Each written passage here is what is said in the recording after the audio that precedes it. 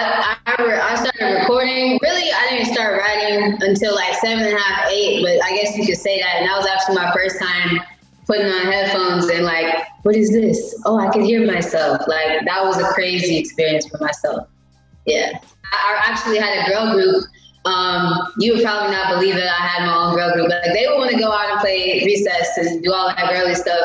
I was literally in my bedroom being like, we gotta rehearse. And I named our group Divine.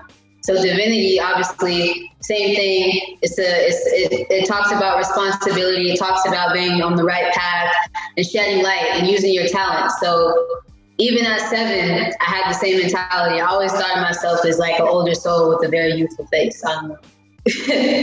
Yeah. Yeah, so of course this would, like, I'm 24, so 7 years old, just like early 2000s. So you had the big bulky like computers.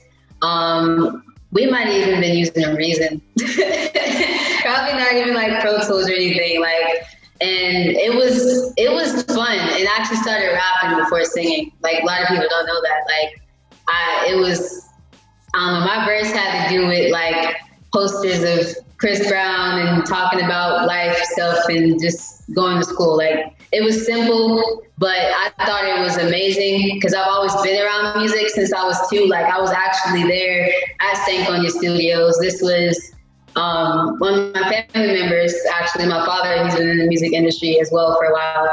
And I remember him being back there at Stankonia, and I was only 2 playing with Big Gift Starter. I kind of remember, but he's always telling me stories like the early times of Outkast. So think about it, all of that in my ear. And then at 7 years old, it's just like, oh, it's me, it's my turn.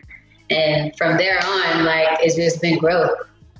Yeah, I was picking up everything. And then I didn't really realize till I was like 13. I remember being at Block Entertainment Studios not that long ago, a year and a half after Jadakiss was signed. I was writing for him, Jacob Lattimore, OMG Girls. And I remember our session, I had school the day before that. And then they took me to the studio. We got there at 5 p.m. and didn't leave till 10 a.m. I thought it was crazy because I was just like, so this is what y'all do? Y'all just knock out like 5, 7 songs and hooks and just go in? And there was times where I was like, I'm really hungry. They're like, no, we're gonna work. We gotta get this work in. So of course it was different because I was so young, but I really understood, like, it's a process, but it's a beautiful process when you understand, like, your value, who you are, you experience certain things. Like, my high school years were kind of off, like, with me and my biological mom, like, all that experience, I just smacked it down on a notepad. So, no, because I started off songwriting, and I kind of gradually got into, knowing my voice more.